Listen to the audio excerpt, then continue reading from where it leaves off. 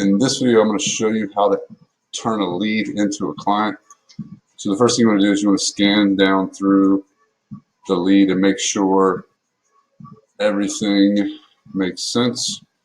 We've got the lead title, company name, we've got the contact's first name, nickname, last name, email address, phone number, we've got the full address. With the correct capitalization and punctuation, you want a comma after the city. And the last thing you want to do is make sure there is something populated in this total column here, which there isn't on this one, so I'm going to add it now.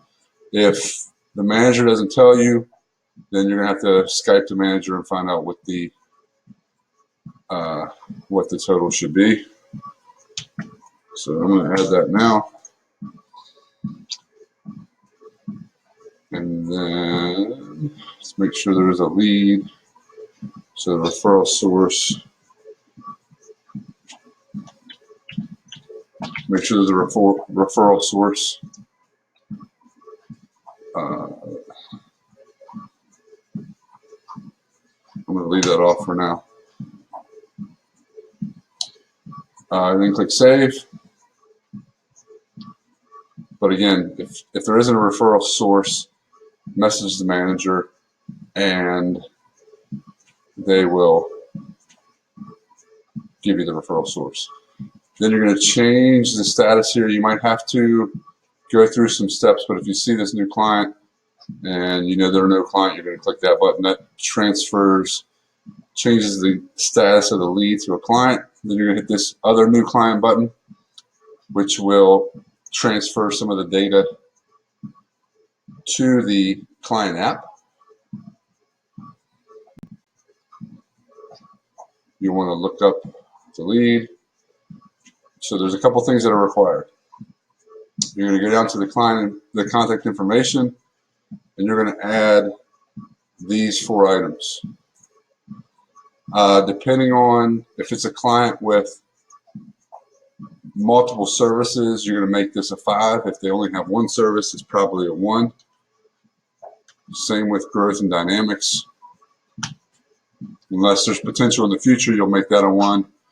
Complexity, it depends on how difficult the return is or whatever the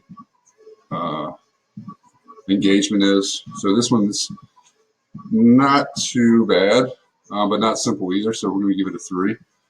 And then notoriety, if it's a well-known client, then you'll put obviously a higher number, and I don't think this guy's not very well known, so we're going to give him 1. So you want to complete those. You want to scroll down to this section, frequency, share, links, follow-up emails. Type of return, you'll fill that out. If there's a depreciation report, you'll fill that out. Intuit link, invite status, you'll complete that. If they're a brand new client, it's always not sent unless the person tells you that they don't want to deal with Intuit link. They want to just send you something or drop things off at the office. You're going to click not sent. If they do say they don't want to use Intuit link, you just put NA. The next section you'll need to complete is services, which is very important. So depending on what the client is, you'll pick different service levels here. This is an individual tax return. Now this is the key because this is going to generate all the box folders. So the first year of services, you'll complete that for where this one, it's a 2018 tax return.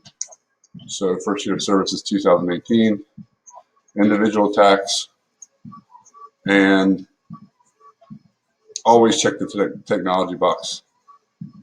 And so that's all the steps or all the items you need to fill out on the client app. You're going to click Save. And then you're going to go through the process buttons that kind of help make sure that you completed some of this information. So make sure lead information is complete.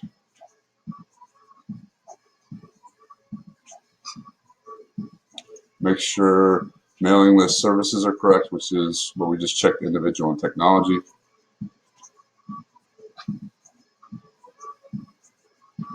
Make sure next year folder equals upcoming year. So that's where we put in the first year of services.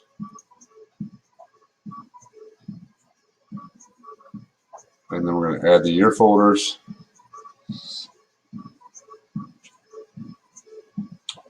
And then we'll click complete. And that's how you add a new client to the client database.